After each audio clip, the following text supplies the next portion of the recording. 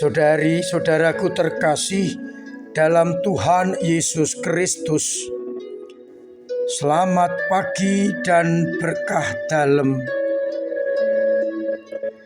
Kita bertemu kembali dalam renungan harian Senin 12 Februari 2024. Seperti biasa, permenungan kita dasarkan pada bacaan Ekaristi pagi ini. Bacaan yang pertama dari surat Santo Yakobus bab 1 ayat 1 sampai 11 yang berbicara soal nasihat Yakobus kepada umat, bahwa ujian terhadap iman kita menghasilkan ketekunan agar kita menjadi sempurna dan utuh. Maka apabila kita jatuh dalam pencobaan, hendaknya kita bertahan dan anggaplah sebagai suatu kebahagiaan agar kita berhasil mengalahkan cobaan itu atau ujian itu, karena akan menghasilkan ketekunan dan kita akan menjadi sempurna dan utuh dalam iman.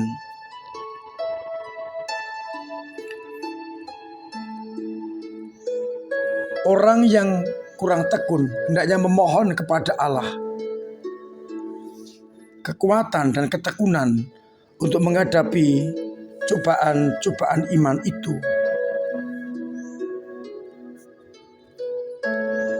Sedangkan dalam bacaan yang kedua atau bacaan Injil dari Injil Markus bab 8 ayat 11 sampai 13 dikisahkan pertikaian Yesus dengan orang-orang Farisi yang meminta tanda dari surga, dan Yesus menegaskan kepada angkatan ini tidak akan diberi tanda.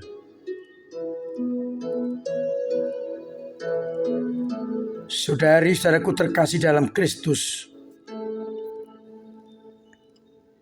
seringkali dalam iman kita menghadapi tantangan, cobaan, rintangan, dan seringkali kita putus asa, kita mengeluh, kita tidak setia. Yakobus justru mengingatkan kepada kita, semakin banyak tantangan, semakin banyak cobaan dan ujian,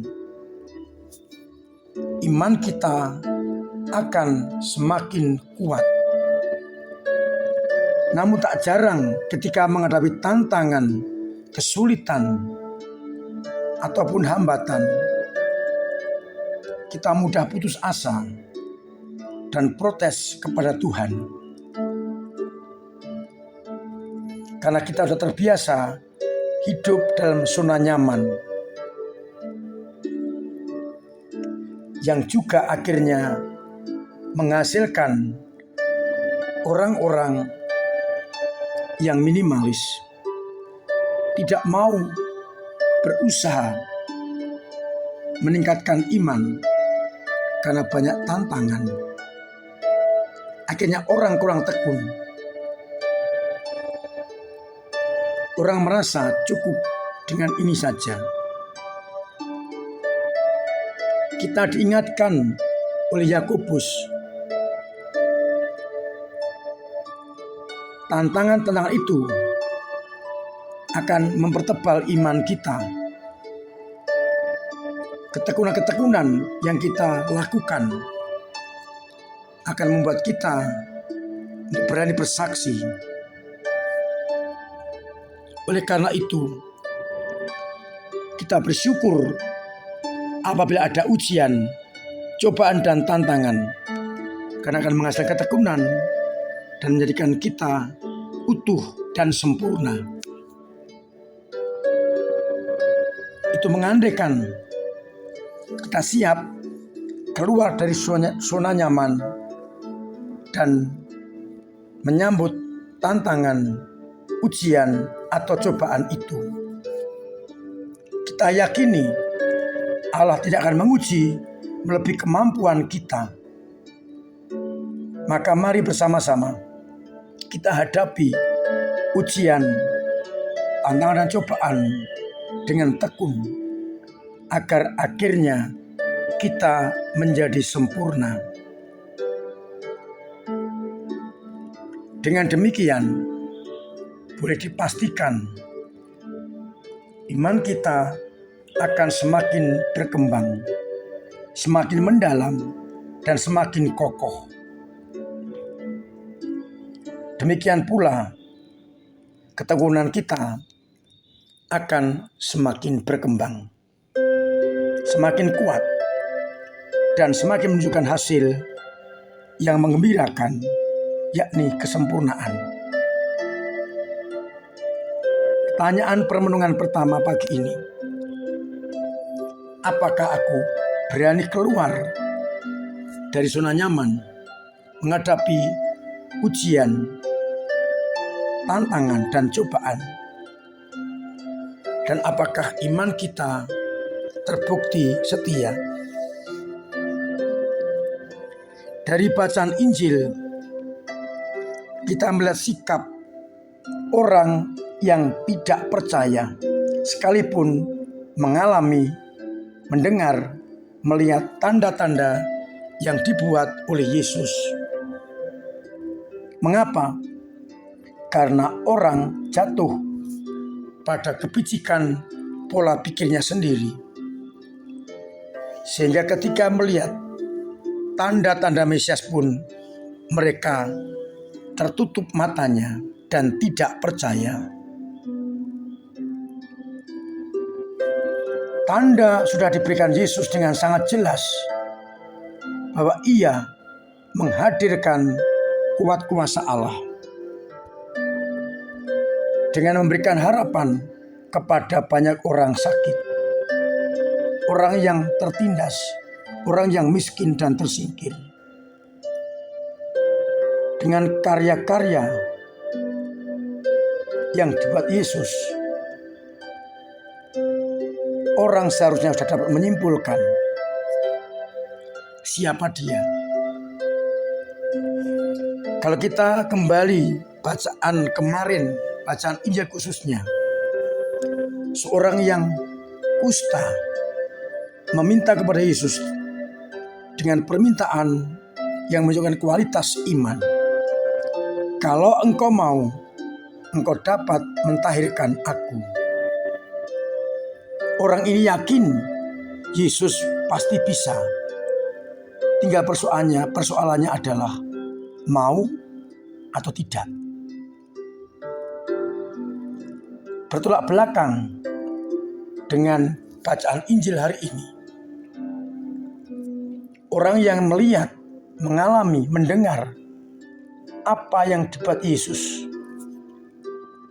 masih meminta tanda, berarti imannya dangkal karena kepicikan, ego, dan ingin membenarkan dirinya sendiri. Oleh karena itu, kita diajak untuk benar-benar mengambil sikap seperti yang dibuat oleh orang yang sakit kusta kemarin, dan meninggalkan sikap oleh orang-orang Farisi yang tidak mengakui dan meminta tanda kepada Yesus. Kita mencoba mengalami, melihat tanda yang dibuat Yesus sampai hari ini. Pernahkah kita bersyukur bahwa kita masih boleh bernapas hari ini? Masih banyak tanda-tanda lain yang harus kita percayai, bahwa Allah menyertai kita dalam Yesus Kristus putranya, sehingga iman kita semakin mendalam, karena kita telah melihat, mengalami tanda-tanda yang dari Allah. Pertanyaan pertanyaan kedua, apakah kita juga melihat tanda-tanda yang datang dari Allah dan kita semakin beriman mendalam, ataukah kita masih meminta suatu tanda? Tuhan memberkati kita sekalian. Amin. Marilah kita berdoa. Bapa yang penuh kasih, kami bersyukur atas kedua sabda-Mu yang mengajak kami untuk mengambil sikap yang tepat berhadapan dengan Engkau sendiri. Bila kami menghadapi tantangan, ujian dan cobaan, kuatkanlah kami agar kami tetap melihat Engkau lewat karya-karya dan tanda-tanda itu, dan kami semakin beriman, bukan meminta tanda. Fokuskan hidup kami hanya kepada tanda-tanda yang telah Kau buat. Kuatkanlah iman umat-Mu yang lemah, agar kokoh kembali berdiri menghadapi tantangan, ujian dan cobaan. Semoga umat-Mu yang sakit Engkau sembuhkan.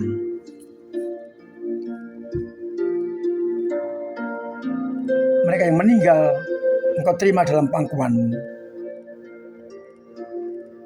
Yang punya beban berat Engkau ringankan. Yang punya persoalan Engkau urai.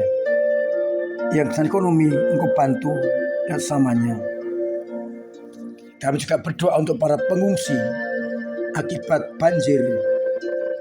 Semoga segera teratasi dan banyak orang tergerak hatinya untuk menyalurkan bantuan demi kemanusiaan.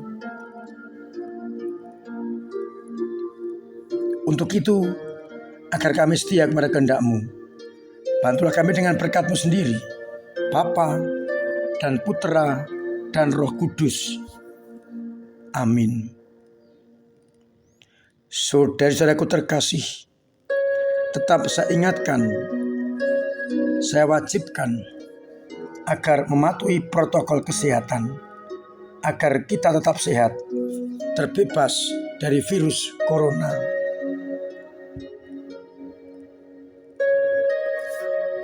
Hari Rabu ada 2 aktivitas, yakni memulai masa Prapaskah dengan pantang dan puasa kita. Perayaan Ekaristi diadakan pada Selasa sore jam 6,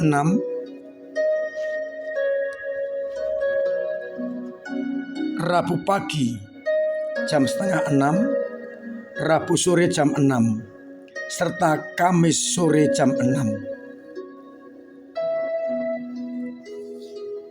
Sehingga tidak ada alasan untuk tidak mengikuti Rabu Abu.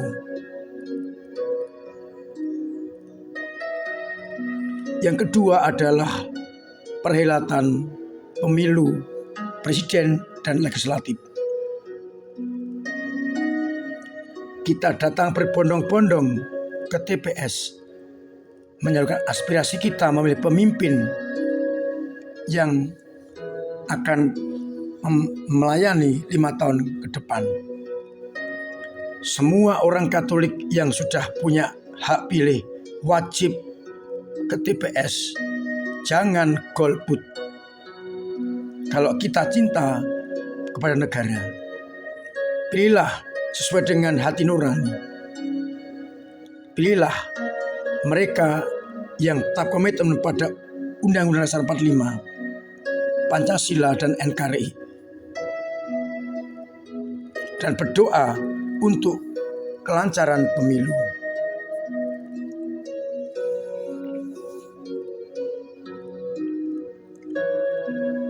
Untuk korban pengungsi akibat banjir di Karanganyar, gereja membuka dompet kemanusiaan yang karena kita perbantukan untuk meringankan beban mereka dengan donasi uang maupun barang yang bisa kita kirim ke tempat pengungsian.